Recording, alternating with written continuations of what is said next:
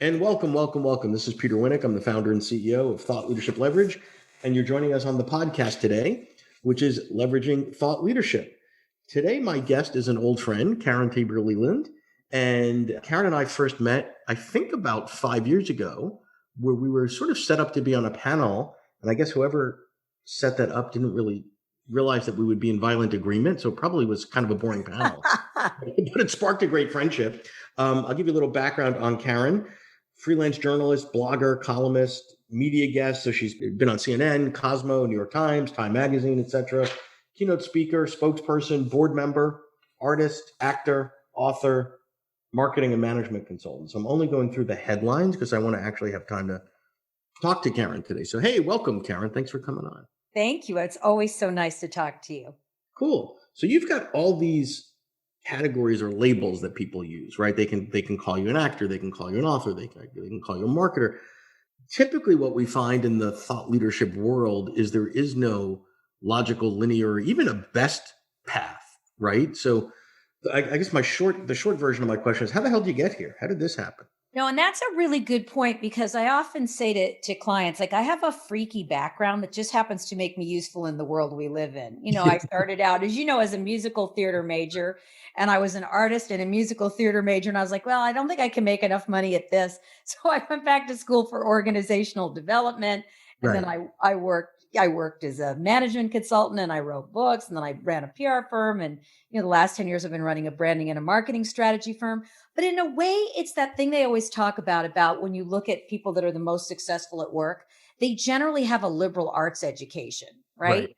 And it's because there's a broadness that you get when you've got all those different areas that helps when it comes to creating thought leadership. That's not to say there aren't people who are thought leaders in one single field. So you might be somebody that all Sure. you've done your entire life is study the mating habits of fruit flies. And man, you are the thought leader in the mating habits of fruit Well, flies. but on the liberal arts, as a fellow liberal arts undergrad, the other thing that you learn is you're probably unemployable in whatever you studied, right? There aren't, Right. when you go on Indeed.com or wherever they go, there's probably not a big philosopher or sociology section Exactly. There's not or exactly. medieval Exactly. history. There's not a big demand, so you sort of have to figure it out in terms of where you're going and where you add the value. I want to touch on the theater background because it is not uncommon with the clients that we work with that whether it's improv, I have clients that have done amazing work in improv, stand-up comedy, theater, music, etc. And not that I would say they sort of gave that up. It's still a part of who they are and what they do. But some of the core skills, talents, confidence, etc., that they learned in those things, they're able to move into this space. So can you touch on that? Because I think Yeah, we I see it think a that's a lot. really important point because and I know a lot of people like that as well. And I think what happens is when you do any kind of art, anything artistic, theater, improv, music, whatever, you get used to a couple of things. And one of the things you get used to is rejection. So you Right. go to an audition and the director says, yeah, thanks, we'll call you if we're interested, Yeah. right? You Or hold also your breath. get used to having to think on your feet very quickly, right? You can't just go, oh, what am I going to do now? You have to get used to being inventive. You have to get used to being creative. You have to get used to making the best of what's in front of you and being resourceful. And I think those are all qualities that when you think about thought leadership or business, those are all qualities that serve you incredibly well in business, Well, right? particularly early on, as you're breaking out as a thought leader, you are the brand. You are the face. You are the face of the voice of literally the embodiment of whatever your thought leadership is, whether it's creativity or resilience, management, leadership. So you have to be.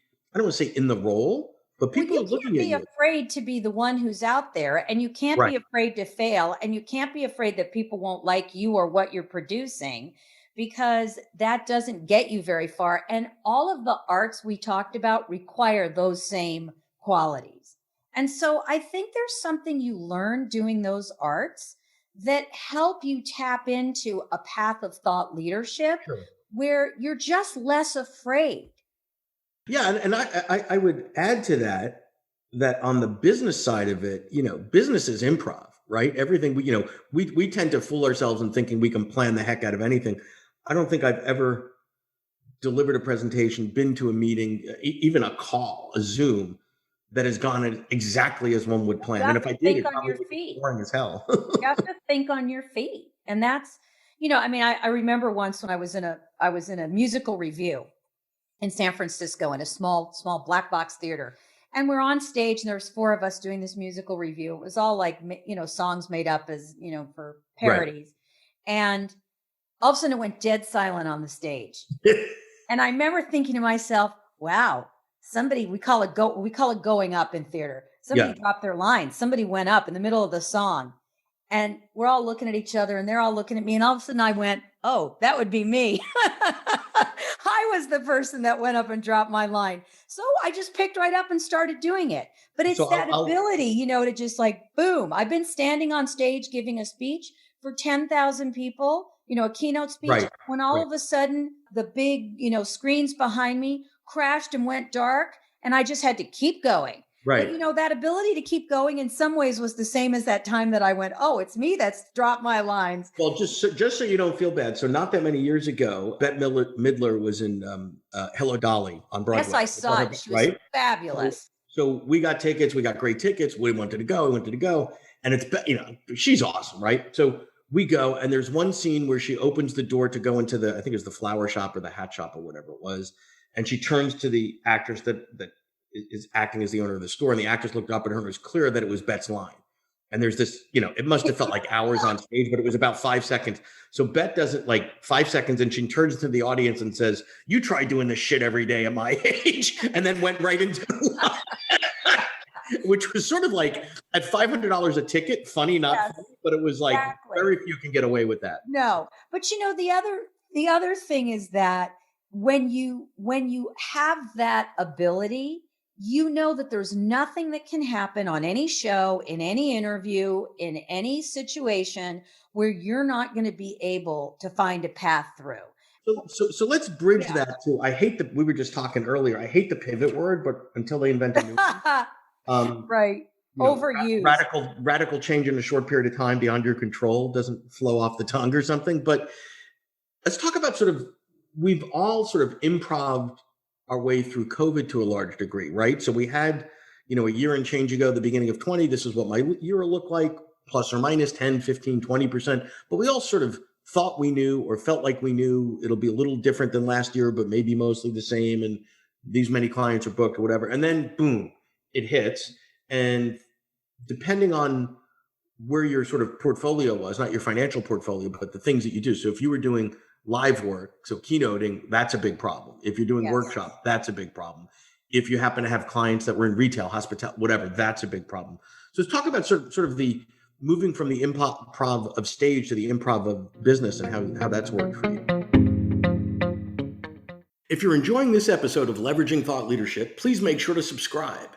If you'd like to help spread the word about our podcast, please leave us a review and share it with your friends. We're available on Apple Podcast and on all major listening apps, as well as at thoughtleadershipleverage.com/podcasts.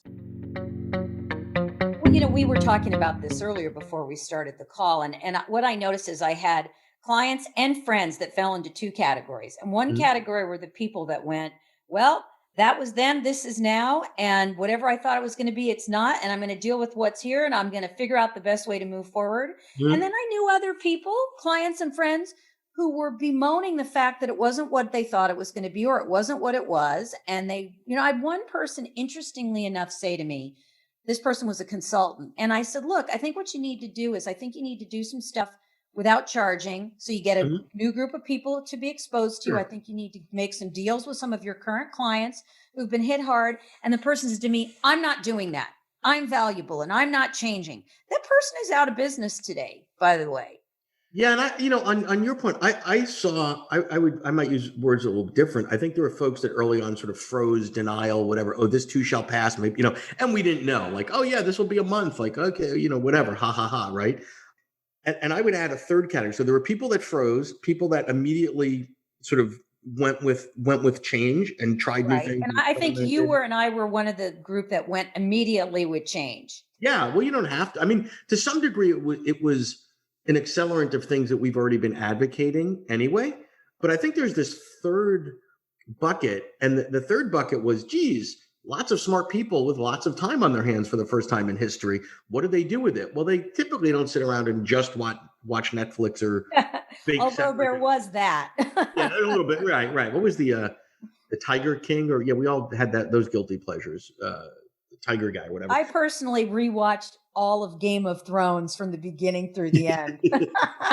But what I'm starting to see now is, as a result of people being hunkered down so long, it was a time to say, there's 10 projects I've always wanted to do, whether it's the Exactly. proverbial book or the research or the whatever, or have the courage, in essence, got the permission to experiment. Because you can say to your clients, hey, listen, and I know I've never done it this way before, but what the heck? I think it's a good idea, where you might not have done that a year and change ago. Exactly. And I personally, in my business with my clients, in terms of the branding and marketing strategy, I did a lot of that. I called Yeah, people up I knew and I said, hey, I'm going to do a webinar on this. I've never done it before. I'm not going to charge anything for it.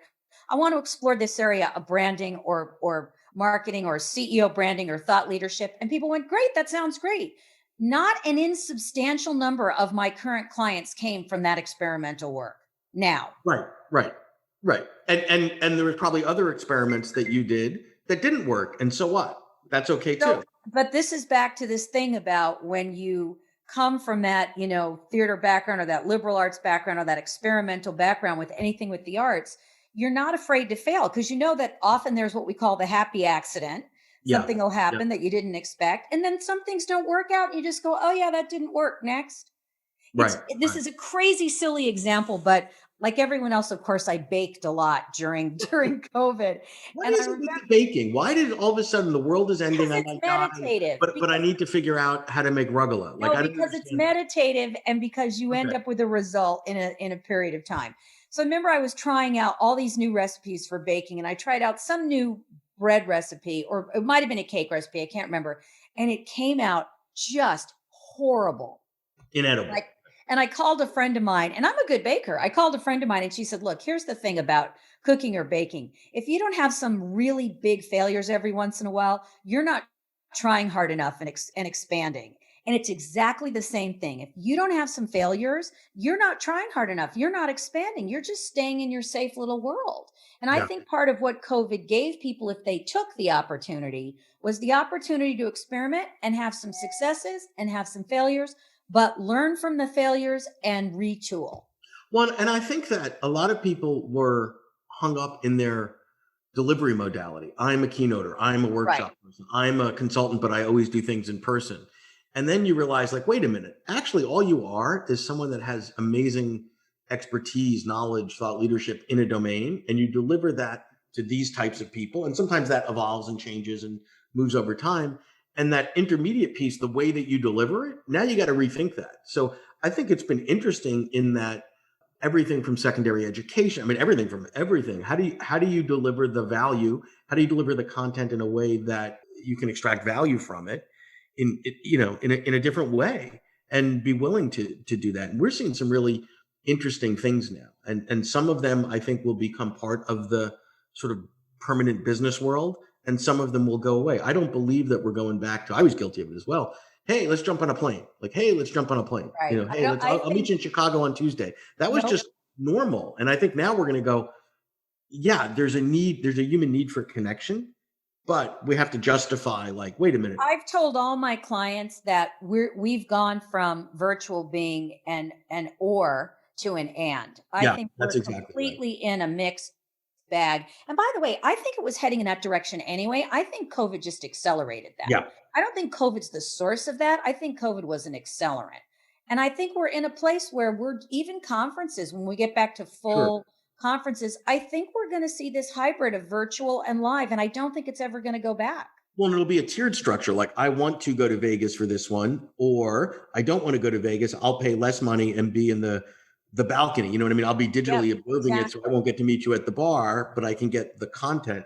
I like the way you frame that because I think that's right, and I think that this hybrid what's next world, is kind of cool, and it forced you to, question like just the basics of. I'm gonna have friends that my age that, like, their world was you got up at X time in the morning, you got in your car, you got to the train or you drove and you went to, like, all those things that they were net. Why did you do that? Well, that's what we do. And now it's like, okay, well, now we're going to change all that. How's that working out for you? And it's like, hmm.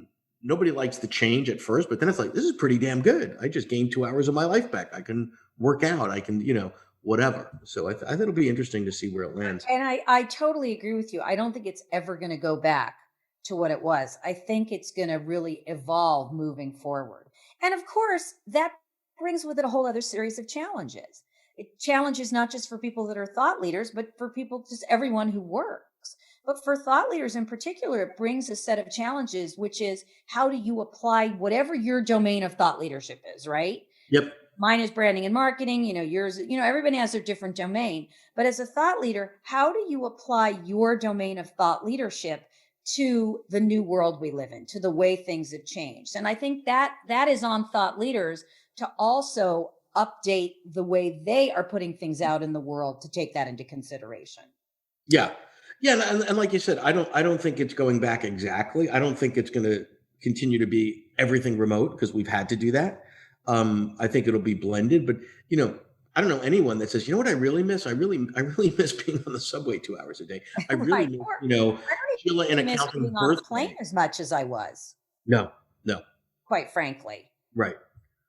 Yeah. Well, no, I don't miss that either. I mean, I miss a little bit of it, but not the exhaustion. There's nothing worse than O'Hare in February, right? Like getting stuck or Maybe Dallas in February, but yeah, exactly. Well, you can always go to Cancun. Anyway, what do you see as we start to wrap up here? What do you see sort of next? What do you see on the horizon? I mean, you're probably still doing more of what you've done, maybe in a little bit of a different way. And what do you see happening a little bit differently for you in the next whatever? Well, it's so funny because there's two businesses I've always wanted to start. And one is related to what I do, right? It has to, because I've written 10 books, so it's in the publishing space, but it's a little different idea for that. And then the other has to do with, as you know, because I have that art background, I've always been a painter and a photographer, and it's in that art background. And I think one of the things that happened during COVID was I started to look at how I would do those businesses. So I think for me, even though I love my business and I'm going to still keep being a branding and a marketing strategist and working with CEOs and et cetera, I really for myself started to see that I want to pursue these other two businesses as side businesses. And I think I'm seeing a lot of people who, even though they have a main business, have realized there's something they have a passion for, and they don't even need to make a lot of money at it. It's not about making a lot of money. They might, but they might not. But I see for myself that I'm at the age and the place where I don't want to delay some of these bucket list things that I've always wanted to do. Well, I think anytime we have these traumatic shocks to the system, right? So after 9/11, there were a lot of people in New York who were like, I don't want to be a broker. I don't want to be a trader anymore. Right. For life the rest of my life. I could have been in that building or whatever. And then after 2008, people's businesses got blown up or were broke or whatever. It's like, God, do I want to be a mortgage broker forever? So I think it forces you to think. And for some folks, it's, I love what I do, but I got to pick up the paintbrush again or whatever the other thing. Exactly. And I do love what I do, but I also realize that there's some other creative expressions that are not necessarily not related to what I do, but they're slightly different that I don't want to not take the time to do. Sure. Well, and there's certain things that again, and you know this, that would be on brand and not. So the things that are not on brand, quote, correct, you can still do. They're just sort of offline. Like if you want to be baking or singing. Right. I've always told people that, there's a difference between things that hook into the narrative of what you do and things that are completely different. So, I'm a branding and marketing strategist. If I decided to go back to school and get a degree in oncology, those things don't go together, right? They really would be separate. But if I decide to start a publishing company, that easily could fit into the narrative of what I do. Yeah, that would be sort of a logical or at least understandable line extension. Exactly. I don't know why anyone want to start another publishing company in this market, but that's not a question. Unless you said it was a nonprofit that you get experience.